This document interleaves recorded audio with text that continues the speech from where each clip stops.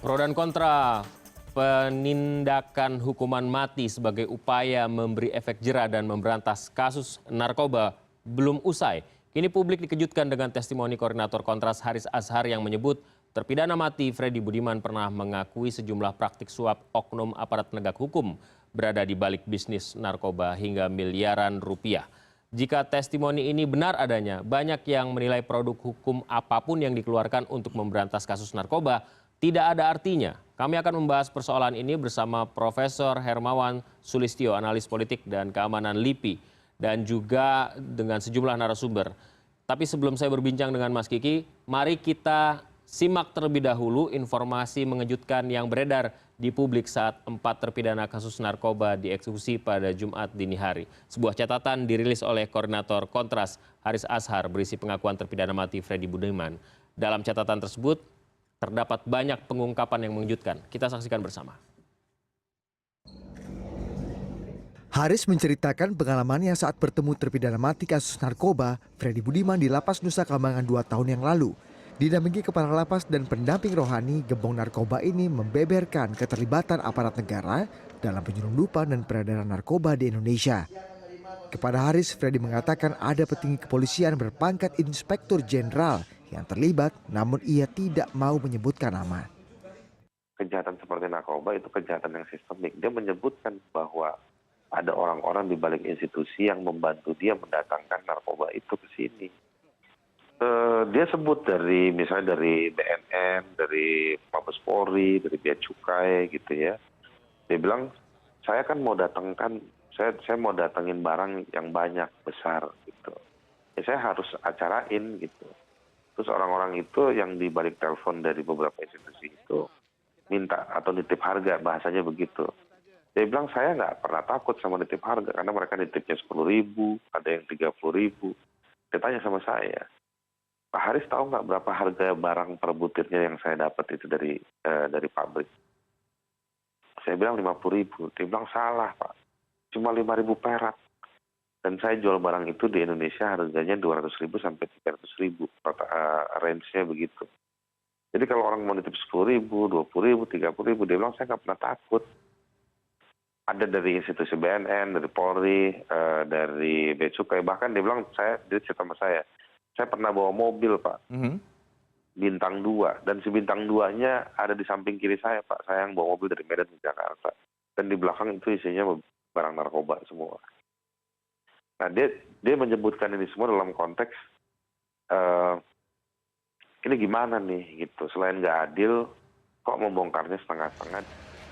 Penuturan Freddy Budiman yang diungkap oleh Haris Azhar ini dibantah oleh mantan Deputi Pemberantasan Badan Narkotika Nasional, Benny Mamoto. Dalam pesan pendeknya kepada CNN Indonesia, Benny menyayangkan kenapa Haris baru membuka pengakuan Freddy itu sekarang. Menurut Benny, jika informasi itu benar, aparat tidak bisa mengkonfirmasi hal tersebut kepada Freddy yang sudah dieksekusi. Benny juga menyarankan agar BNN dan Polri mengambil langkah-langkah agar opini yang terbentuk ini tidak merugikan institusi. Ia bahkan meragukan kebenaran pengakuan Freddy itu yang disebutnya sebagai pemain narkoba kelas berat yang cara berpikir, bersikap, dan bertindaknya sudah terganggu. Budi Adiputro, CNN Indonesia. Mari kita mulai perbincangan ini. Mas Kiki kita sudah mendengar bersama Haris menyampaikan testimoninya dan kemudian juga ada tanggapan dari sejumlah pihak mulai dari pagi hari tadi. Bahkan Jenderal Tito Kapolri mengatakan akan mengutus Jenderal Boy Rafli untuk melakukan pendalaman terhadap Haris sendiri. Tapi secara umum saja, apa yang Anda bisa ceritakan atau pendapat Anda soal keterangan Haris ini? Sekarang begini ya. Kalau menggoreng kasus apa segala macam itu sudah jadi cerita umum. Sebetulnya ceritanya Haris ini bisa menjadi entry point untuk memperbaiki kelemahan-kelemahan struktural. Itu kan sebenarnya kayak yang kita rasakan juga, kayaknya memang ada oknum aparat yang main deh, yang kemudian menyuburkan narkoba dan lain sebagainya gitu. Ya, pertanyaan saya, kalau dia mengeluarkan uang 450 miliar, ya, dan itu diatur bersama dengan BNN, Polri, terus yang nangkep siapa? Kenapa dia ketangkep gitu?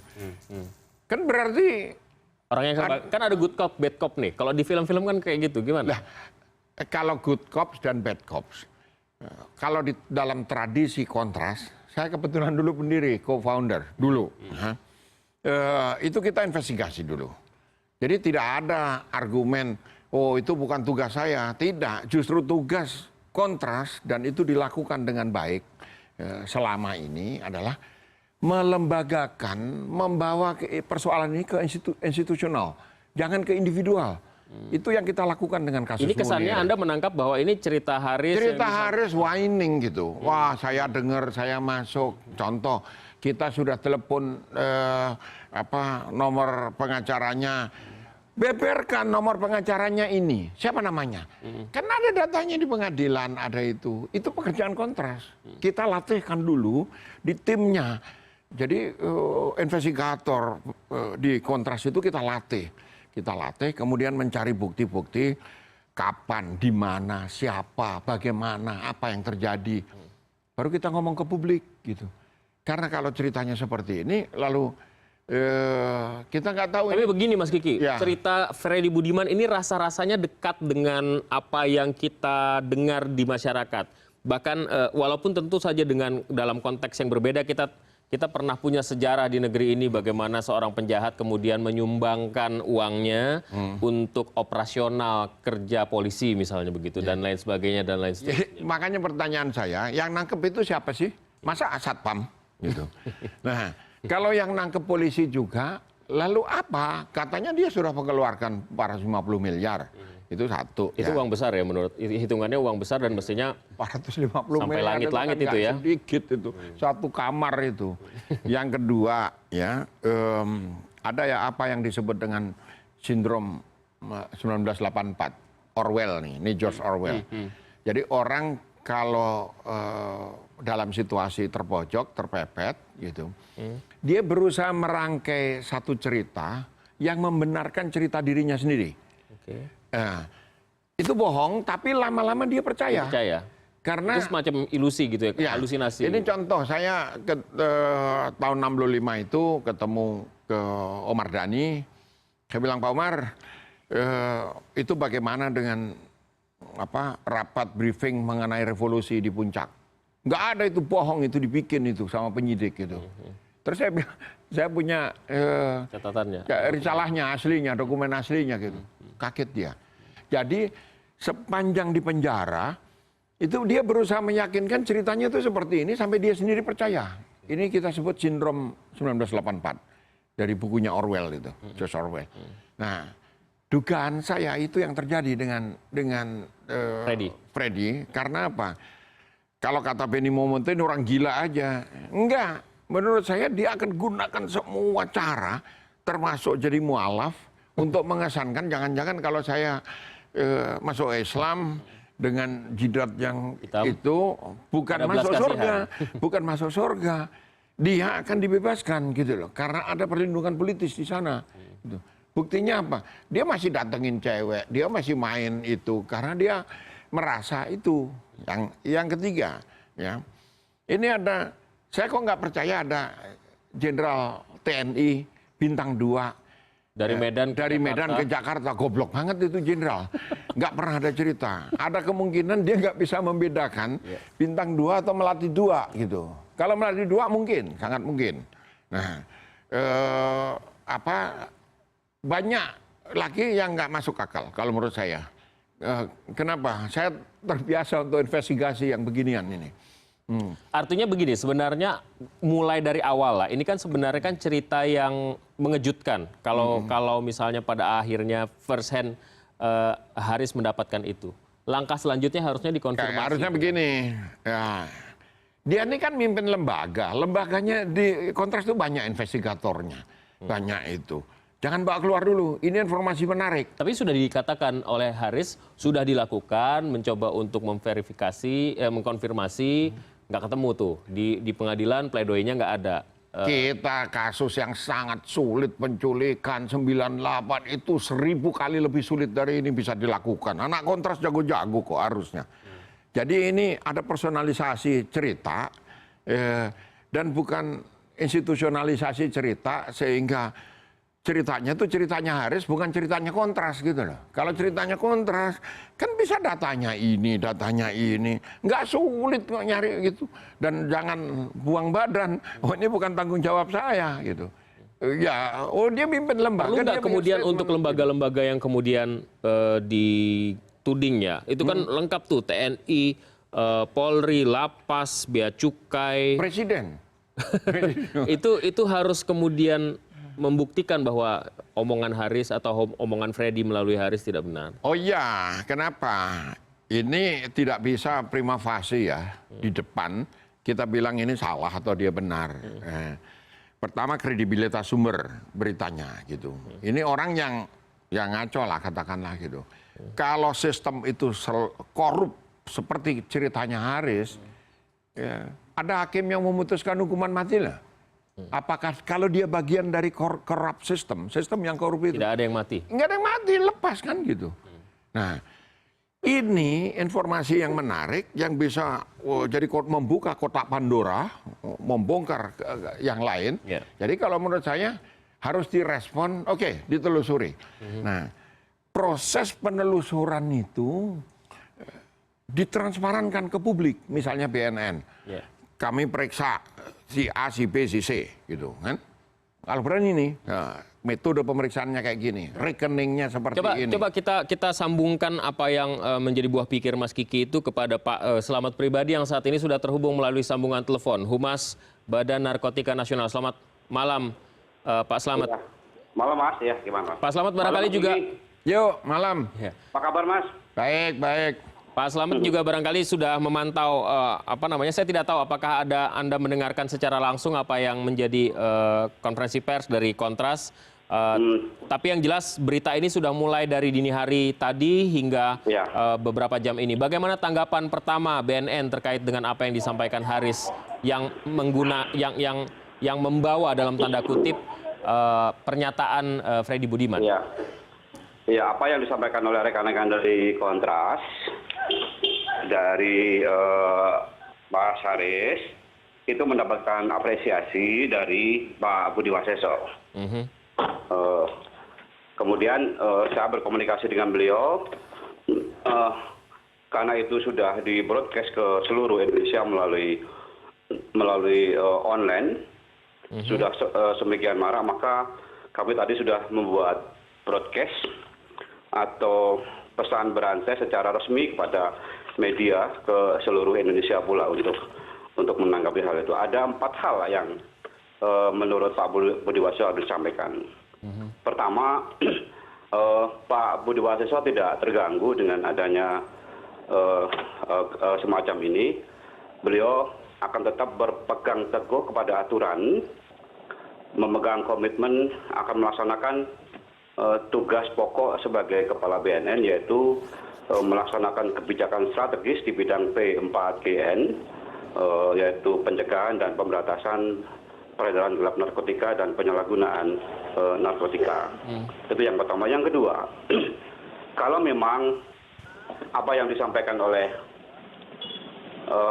Saudara Haris yang sekarang masih dalam posisi petunjuk, agar Saudara Haris membuktikan atau minimal memberikan bukti-bukti yang konkret kepada BNN, segera menunjuk apa, siapa, kapan, dan bagaimana harus disampaikan. Kemudian yang ketiga, beliau menyampaikan bahwa BNN membuka diri agar penegak hukum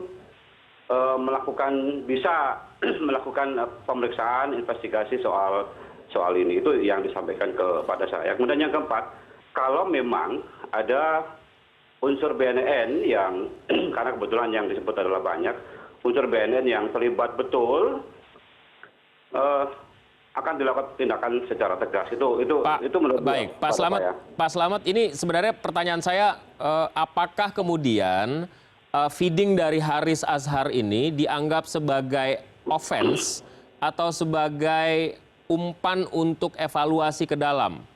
Kalau saya menangkapnya kesannya kok kayak dalam tanda kutip BNN terserang begitu. Bukankah sesungguhnya ini bisa menjadi feeding untuk kemudian melakukan evaluasi internal? Tidak, beliau malah memberikan apresiasi bahwa ini ada bagian dari koreksi kita semua kalau itu benar dan ada bukti.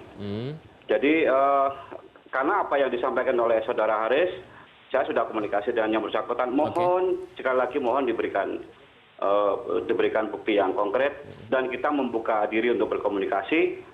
Kalau misalnya tidak bersedia kemana, langsung mungkin bisa disampaikan melalui saya. Itu tadi. Nah, Pak Slamet, sorry saya potong lagi. Haris mengatakan tadi dalam konferensi persnya, kami tidak dalam posisi untuk membuktikan. Seharusnya kan penegak hukum yang membuktikan apa yang sudah kami beberkan. Bagaimana tanggapan BNN soal itu betul. Dari sisi hukum pembuktian, beban pembuktian itu ada di penegak hukum. Ya. Tapi yang memberikan informasi itu harus memberikan informasi yang konkret. Tidak boleh di atas awang-awang. Oke. Jangan hanya berupa petunjuk, tapi harus jelas siapa dan kapan. Karena berita itu disampaikan setelah Freddy Budiman meninggal dunia atau dieksekusi. Kecuali beberapa waktu yang lalu kita bisa memberikan atau melakukan investigasi langsung interogasi kepada Freddy Budiman. Itu, Mas. Apa yang janggal yang menurut Pak Slamet dan teman-teman di BNN dari keterangan Haris Azhar yang mengutip Freddy Budiman ini? Ada kejanggalan, ada yang rasanya kok nggak seperti itu, ada yang aneh? Silakan. Iya, yang janggal adalah gini. Pertama, kalau seseorang itu, tapi saya tidak menuduh Freddy Budiman ya, saya akan mau menyampaikan bagaimana ciri-ciri orang kecanduan. Ciri-ciri orang kecanduan itu, kalau berbicara memang suka ngalor, ngidul, tidak jelas apakah itu ke kanan atau ke kiri, apakah itu nginjek rem atau nginjek gas. Itu serba tidak jelas. Tapi yang jelas, ya memang seperti itu kondisinya. Kemudian yang lain, pesan berantai itu secara gamblang setelah terjadinya eksekusi. Atau menjelang eksekusi pada detik-detik terakhir.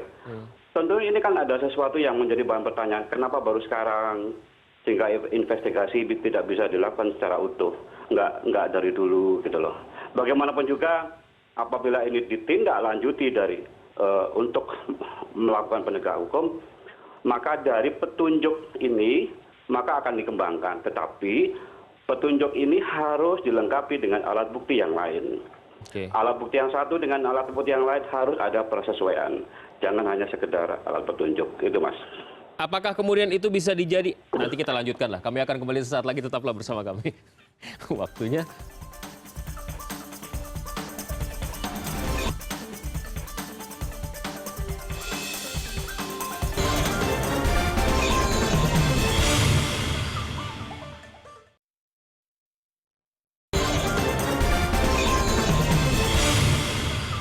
Baik. Mari kita lanjutkan perbincangan ini. Saya tadi terpenggal berbicara dengan Pak Slamet. Pak Slamet, apakah mungkin BNN bekerja sama dengan Haris? Saya tidak tahu apakah Haris secara pribadi atau kontras untuk kemudian memverifikasi data yang dimiliki Haris, untuk kemudian apakah benar atau tidak benar, sehingga semuanya menjadi clear. Atau jangan-jangan BNN menganggap bahwa ini Haris sudah mencemarkan nama baik nih, atau bagaimana? Ya, yang namanya input, informasi tetap bagian dari cara bertindak atau bagian dari cara menerima laporan. Jadi Pak Buas memang benar-benar memberikan apresiasi. Kan beliau butuh masukan juga tentang bagaimana kondisi internal yang sebenarnya sebagai pembanding manajemen. Jadi kita tidak bisa beliau tidak menafikan informasi ini, tetap akan diolah. Tapi nanti bagaimana kita lihat cara bertindak secara internal di BNN, karena baru intensif tadi ya informasi itu kita dapat.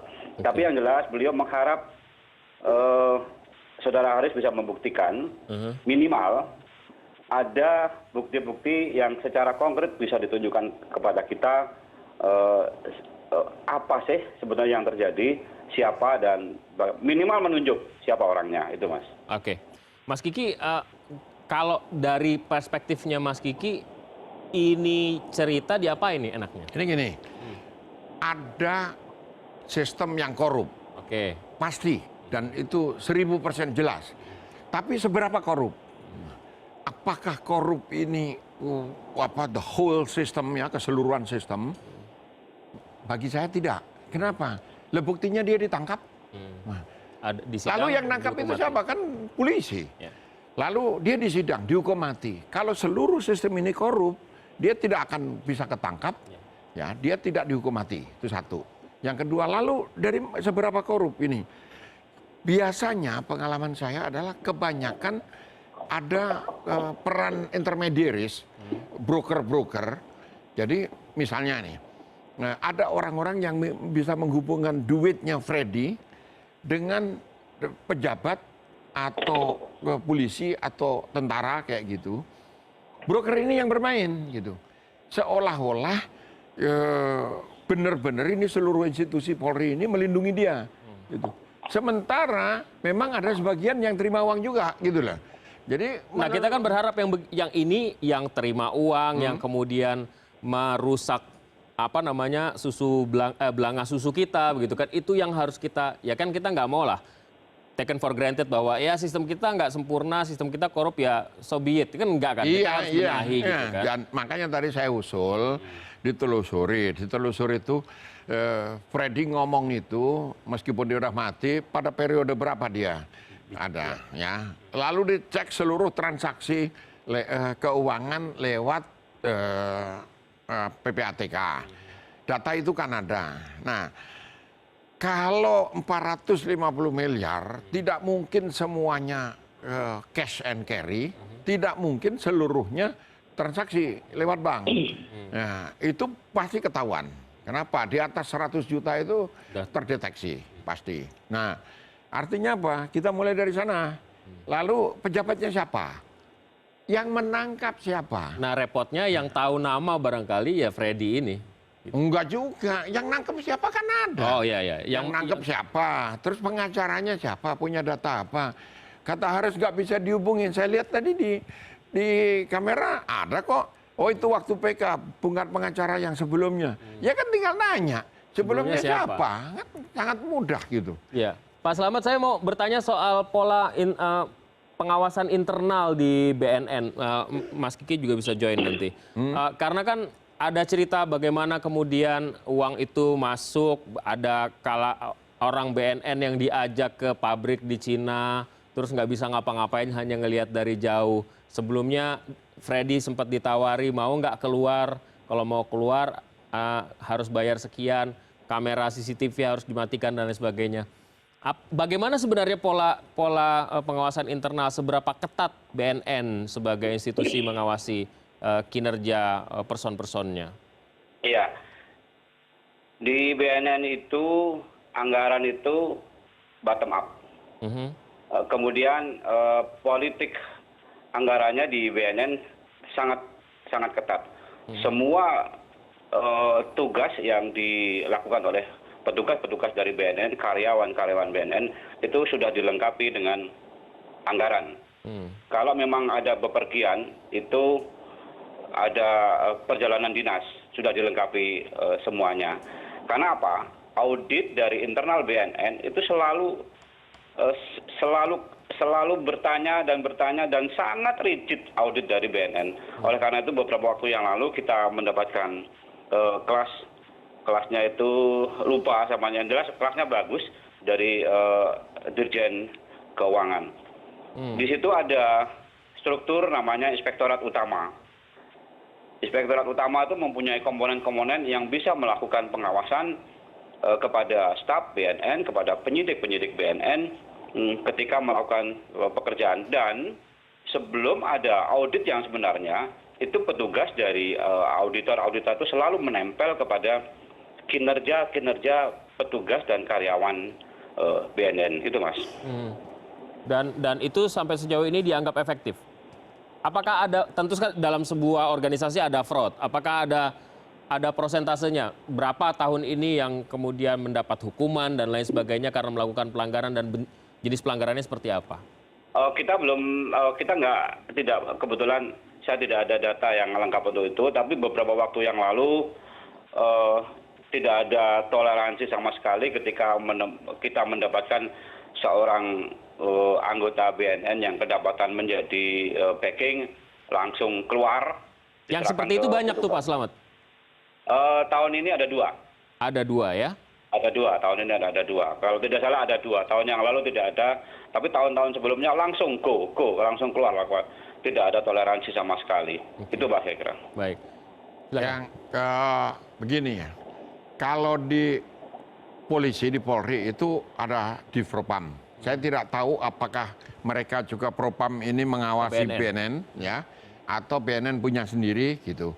Tetapi di kepolisian itu juga ada Direktorat Narkoba. Nah, bagi saya yang penting adalah ini 2 orang ini wilayah kerjanya, bidang kerjanya sama. Gitu. Bagaimana membuat coupling yang jelas supaya jangan ada telur mata sapi. Ya. Ayamnya yang bertelur, sapinya yang dapat nama. 1. Yang kedua, kalau mau positif itu checks and balances. Jadi kalau dibilang bad copsnya ini yang polisi atau yang di Polri atau yang di BNN. Di BNN juga Polri, polisi, tapi kan ditempatkan di sana. Ya. Itu akan lebih efektif untuk mengawasi karena apa? Ada kawan yang mengawasi kita kan gitu. Kenapa? Kalau saya masih positif. Yang nangkepin narkoba itu kalau dia di packingin bener kan harusnya nggak ketangkep. Nah, jadi ada kemungkinan good cops dan bad cops. Mari kita cari yang bad cops itu yang mana. Gitu. Bapak-bapak terima kasih. Pak Slamet terima kasih atas waktunya. Mas Kiki terima kasih atas waktunya. Dan kita akan lihat seperti apa statement Haris Azhar ini berakhir. Apakah akan menjadi panjang dan kemudian di follow up atau kemudian berujung pada arah yang berbeda.